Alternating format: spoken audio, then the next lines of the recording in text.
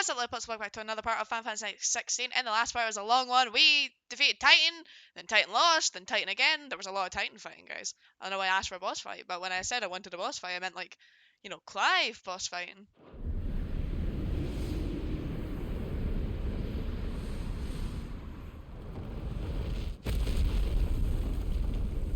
At least the sand will dull the impact. I am now the Aether Ifrit. Can we get a wee bit of information? Sorry to break all your funness up here, guys, but the Warden of Earth, of whom Hyuga Kupko is the current dominant, he takes the form of a stone-skinned giant whose granite fists shake the earth with every might pummel. Titan's dominant wakes among the people of the Macan Desert. The recipient of his strength is being granted great power and status by the Republic in return for the commitment to protect the nation in times of war. I can imagine I can put my controller down.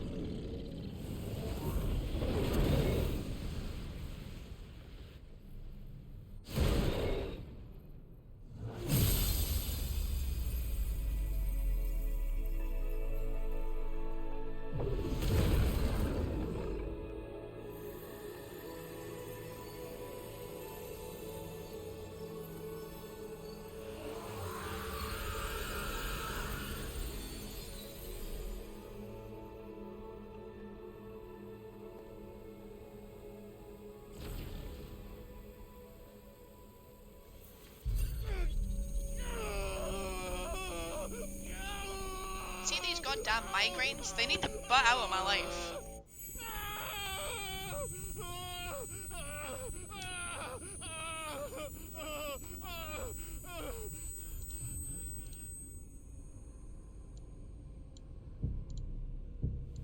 I turned it down a little bit. It was quite loud. Alright, Joshua? No? Is that you? Ultima? Ultima. Alright. What do you want?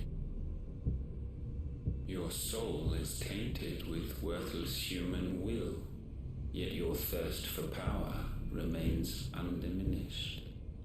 With every sip you take, you grow in strength, and soon you shall achieve perfection. I'm already perfect, thank you. I don't know what you're talking about. You will accept us, Nuthos. It is inevitable. You were created for this purpose, and you shall serve it. Never!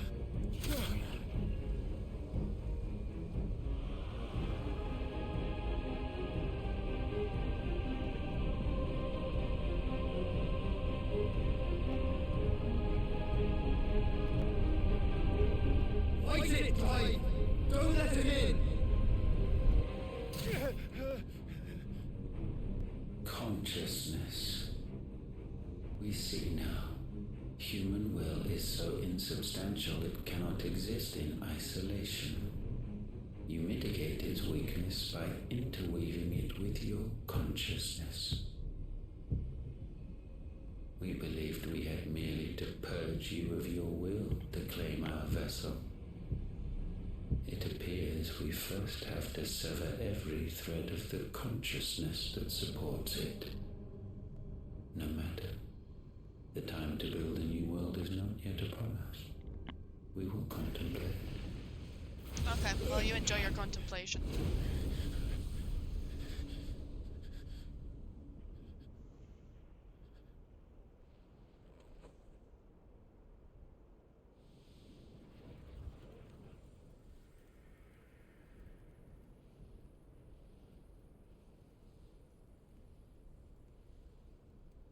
Thank you, Joshua.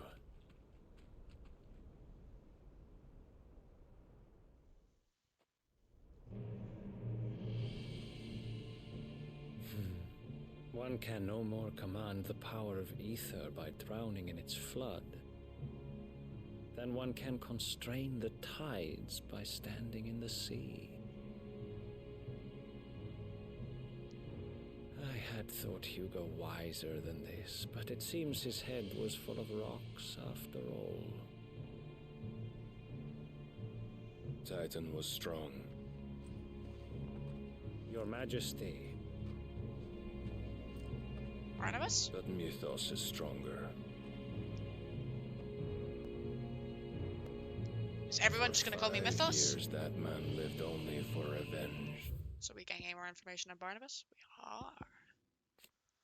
King Walid and Dominant of Odin, the Warden of Darkness, at the Battle of Belenus, Tor he not only took personal command of the royal army, but rode into the fray himself, galloping through the air atop his six-legged steed and goading Bahamut into a duel that shook the skies.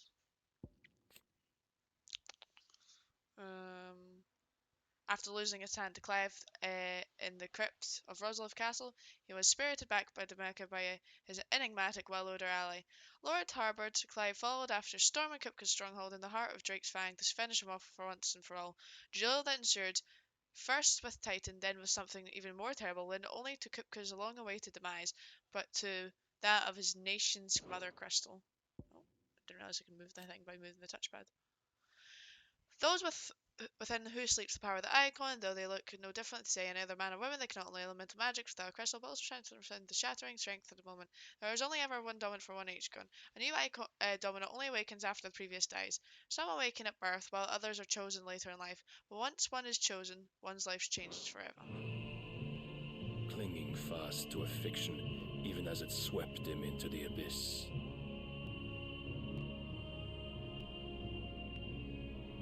One cannot change one's nature through force of will alone. Only the Almighty can do that.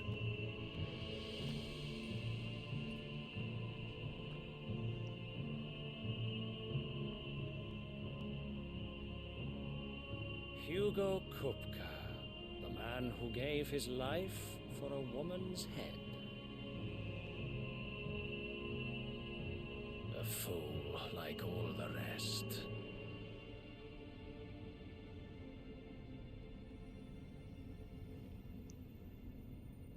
How did Barnabas feel about Benedicta?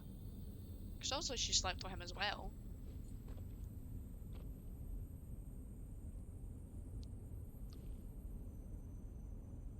Oh, that the death of a mother crystal should be so beautiful.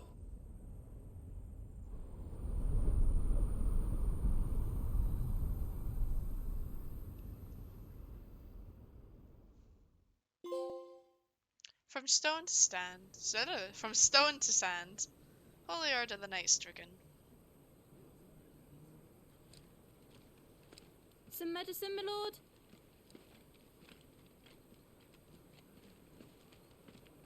I have salves, potions, anything you need. Stop bothering me, urchin, or you'll feel the back of my hand. Rude. You must consider your health, my prince. If a show of force is needed to keep the Dalmex at bay, you may trust in your dragoons. I beg you to call on Bahamut only as a last resort. His strength comes at too great a cost. Understandable, it is Bahamut. The Empire agreed to an armistice with the Republic, and yet the Emperor still plots its ruin.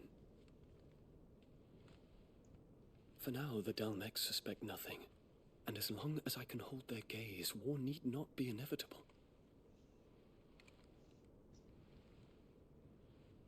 But more than that, Bahamut is the champion of the Empire. When our people look to the heavens, the sight of him gives them hope.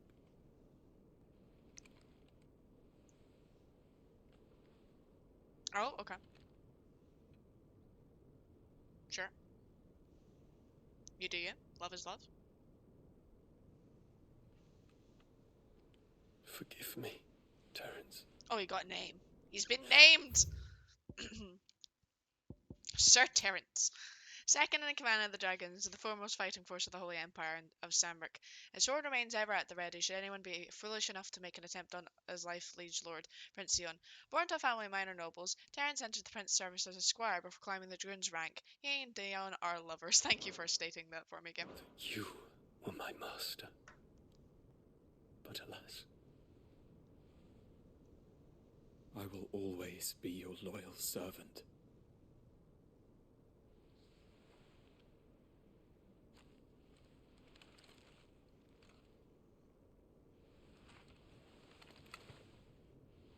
How do they feel about people being gay in this universe? Is that allowed? Frowned upon? What's the script?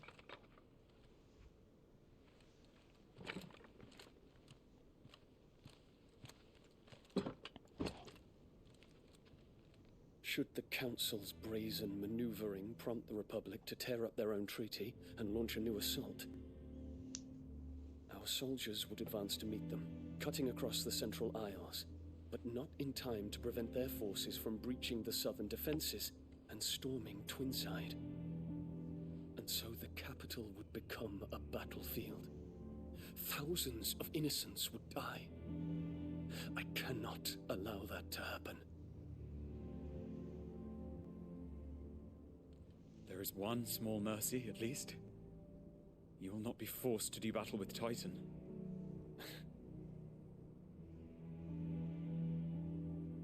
Would that I could avoid doing battle at all. 1,000 pardons, Your Highness. What is it?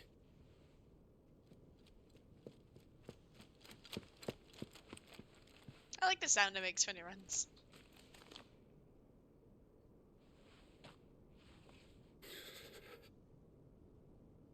Olivier has been made Emperor. What? What is the meaning of this? My What does that father's mean? orders. What were they? Quickly! Yes, Your Highness. His Radiance requests that Your Highness maintain position here and... Ah!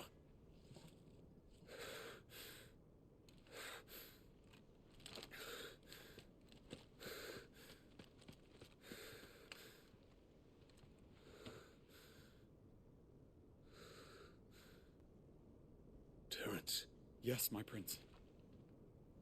I must go to the palace. I'll ready your steed.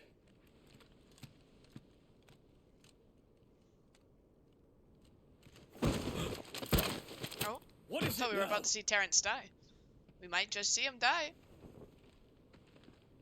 I was gonna say it'll be Joshua. Surely they will not kill the guy Forgive the though. intrusion, Your Highness. I know you. At ease. We stand in the presence of the Phoenix. You wouldn't want to get your fingers burned. I hope I'm not interrupting. Not at all. Though I admit, I did not expect such a distinguished guest. How many years has it been since the Remembrance ceremony? 20? I thought you long dead. Do I address a ghost? Many have told me that I look like one. But no. I'm alive. Just. Prince Dion of the House Lesage. I have a tale to tell you. We're also technically half brothers, aren't we? Or brothers in... what would you call it? Brothers-in-law? What do you call it? Half? Step? Step brothers, right? Because like, Joshua's mum is married to his father, but obviously they don't share any blood at all. That's how that works, right? Couldn't remember what it would be called, but I'm pretty sure it's like brothers-in-law is if you marry someone like your sister marries someone. Stepbrother would be if they have half parentage. I don't know. I got very confused, guys. I'd better give Otto the good news. That we got not only Kupka but a Mother Crystal. I mean, that is a definite win. A new missive.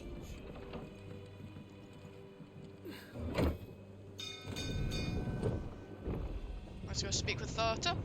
We've probably got quests as well. Probably not right now, but we will have quests, I imagine.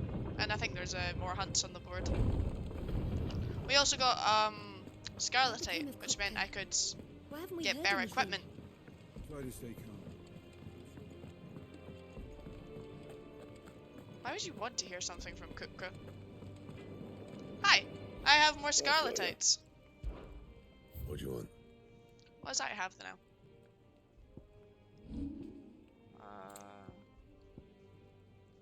What is that I'm wearing? I'm wearing the Drake's Lair belt. Okay, so is the this I needed. And I have enough now because I have scarletite. Yeah. Not bad, if I do say so myself. And we can't reinforce it because it doesn't let you. Go! Let's go see what the other missive was. The state of our coffers is anything to go by?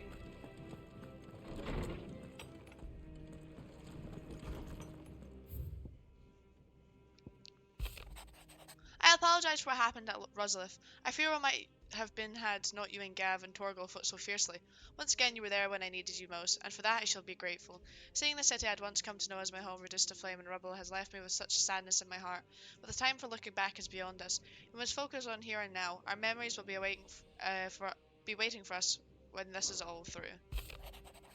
I trust you will forgive me putting you and your dear uncle to the test. I am confident that a man of your position can understand the importance of earning one's trust, especially in times like these. For what it is worth, you now have earned mine, and I can assure you it shall not be easily relinquished. May this be the start of a fruitful relationship. There are hunts and such, but I think we'll go talk to Otto first. This does not lead out the way, like I hoped it would. So let us go and talk to Otto. Mainly just had cutscenes for the last 16 minutes. And we're gonna get more. Which is fine. It's a story-driven game. I can't understand why people would complain of the volume of cutscenes, given how, well, you know, how what the game is. It's a story-driven game. I'll talk to you in a bit, Moogle. Clive, you're back. And alive. I am. Oh. And with glad tidings for once. Hugo Kupka is no more. Well, I'll be. All of our comrades who lost their lives back at Sid's place be smiling down at you right now. We had a stolus from Lubor saying Drake's fang had fallen. I expect that was your doing as well, was it? Maybe. It's a long story. One for the history books, I'll bet. Welcome home, Clive. It's good to be back. You look better. I feel it. Which means I'm coming on your next little adventure. You're not leaving me behind again. You're the one who's constantly unwell. Otto. Any word on the Royalist movements since I've been away? Shouldn't you be putting your feet up? If you really want to know, go and have a word with Vivian. Thank you. I will. Okay, over to Vivian it is. She's being ping-ponged about here. Ah, the conquering hero returns. And with hardly a scratch on him. I may have picked up one or two. Well, the fact that you came straight to me instead of visiting our resident physiker suggests that you picked up something more important. A scent. The scent of Waludas. The very same. But whatever plans Kupka was hatching with the Royalists, he took them to his grave, as did his men, slaughtered by the orcs who'd taken over the Fang. Orcs, Vivian. I've never seen such creatures in Storm before. The Waludas must have ferried them over from Ash, but why? Why work to rescue Kupka only to invade his home, the mother crystal of an allied nation, and let both fall? It makes no sense. Do you know the tale of the blind men and the Adamantus? No. One can often be led astray by focusing too closely on individual details. One must instead see the bigger picture. And what bigger picture is there than my map? Go on, show us it. Go on.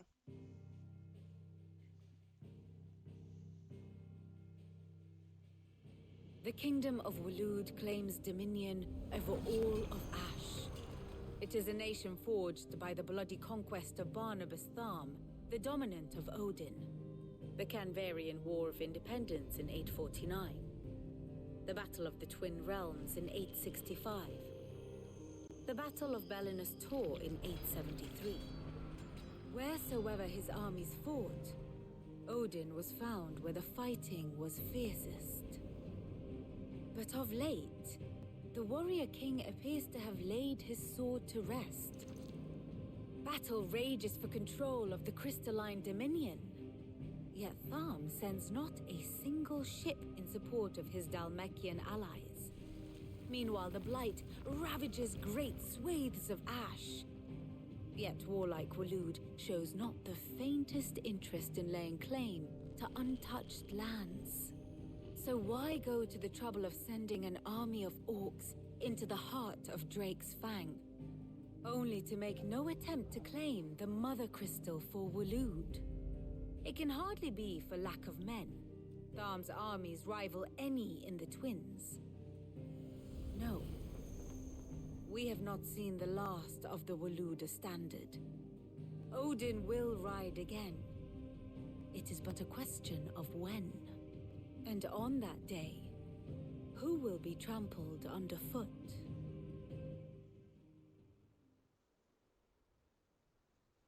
In summary, I know not to what end the royalist betrayed Kupka. I know only that it is part of some broader scheme.